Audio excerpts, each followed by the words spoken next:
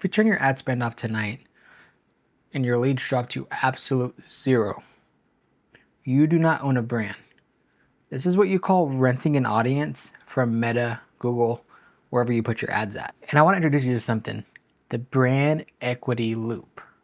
That's what we're going to be going over today. Treating your marketing as an enterprise asset rather than a draining operational experience. The three main things we're going to go over today are some structural shifts you can change in your enterprise. We're going to go over a credibility bank framework, and we're going to go over an enterprise valuation challenge. Those are the three main things we're going to cover, and we're going to start with some structural shifts that you can put into your business right now and make a difference into what you're doing. Stop trying to tell a generic story brand. Now, I know you may have read that book, maybe you haven't, but a lot of people have read that book, Story Brand by Donald Miller.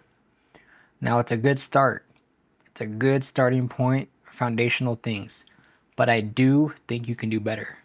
I think you can do much better. Start building a world around your business. What do I mean by that? Let's go over a couple things you can do.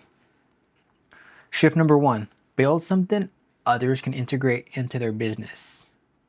Now, the old ways of promoting your service, your business, your tech, whatever it is, run Facebook ads saying, buy our CRM, buy our product, buy our service. And then you have other examples that actually build tools that integrate into someone's business. For example, HubSpot. I'm not affiliated with them anyway, but they did build a free email signature generator and a free website grader. Free tools, things that you can use to help your business. Millions of business owners use those free tools to make their emails look professional or check how their websites are doing. In exchange, HubSpot gets their email addresses and embeds their brand into that business's minds as the ultimate authority. So what tool can you create that can be integrated into your target buyer's systems? It's free marketing, and it builds that authority that you're the person, the business, the ultimate expert in that field. Number two, this one's an interesting one because a lot of agencies are going to try to sell you on testimonials. This is the proof of care film over your basic corporate testimonials. The old way of doing this, a stiff 30-second video of a client sitting in a chair. We've all seen it. Reading a script, and they say, yeah, they were great. They were fast. They delivered on time. It feels fake. No one believes it. It blends in with the noise, and it feels forced, and there's no proof that you did the work. There's no tangible examples of it. I have an idea for you, and you may push back against this, and that's fine.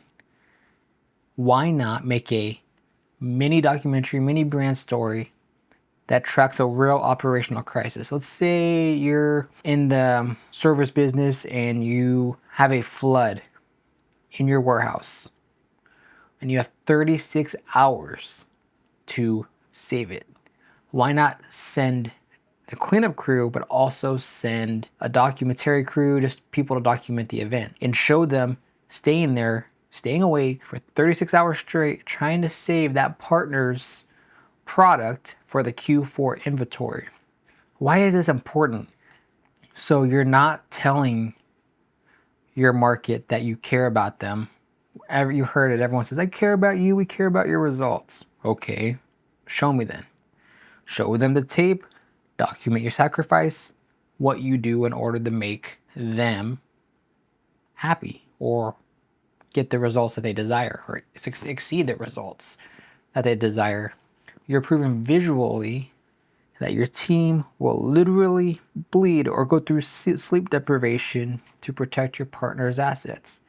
Now, this is an extreme example because I want you to understand that you need to show them and document that instead of just having the client say they were great, they delivered. We've seen that 1,000 times. Let's do better. Number three shift that you can make, create a hosted network over go into the boring booth. Yeah, I said it.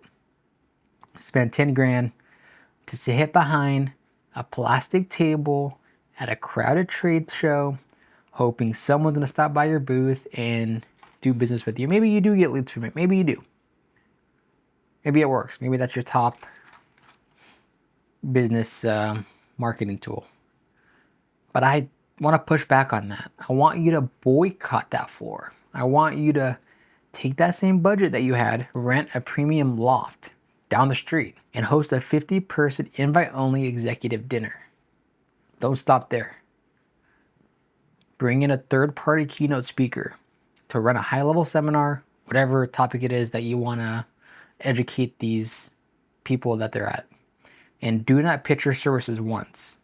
This is not about pitching your services, not about making the hard sell right there. Be the connector, be the value adder. Stop being another vendor in a crowded room. We've all been there where we feel like we're the vendor and we're just another contractor in the system. Even if you have a 3-year contract, that other business still treats you like a vendor. We don't want that. I don't want that.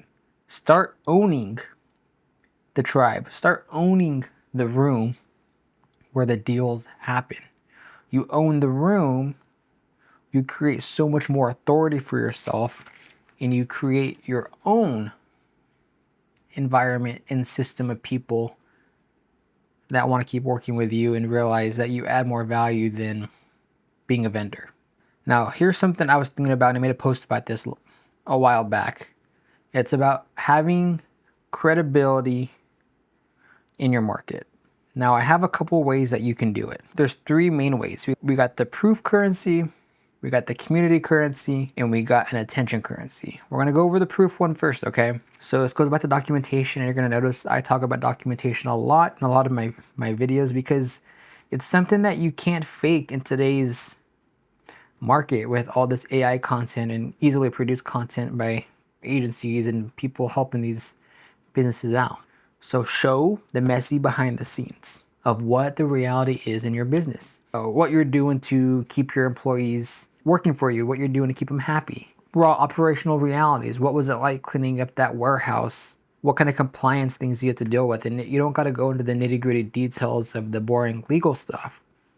But show behind the scenes. People are obsessed with that. The best analogy I can give you for this is show them the kitchen. Don't just serve them the finished meal. When your buyer sees how you handle chaos, you de-risk their buying decision. I'll say it one more time. When your buyer sees how you handle chaos, you de-risk their buying decision.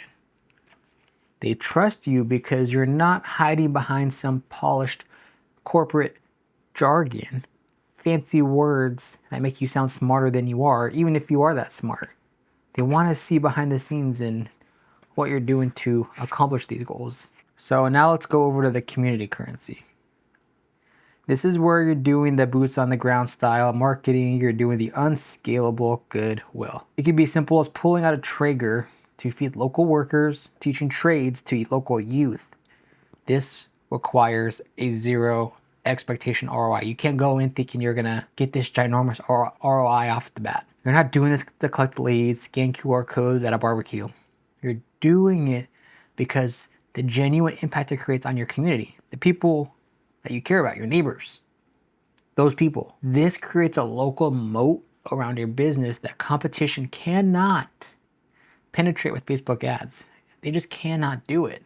These are the things that differentiate you from your competition. These are the things that differentiate you from your competition, the unscalable goodwill things. Now, this is the last one and one of my favorite ones, the attention currency, also known as the Trojan horse. I like this one because I'm currently doing it right now. What is it? This is where you be a literal physical market disruptor.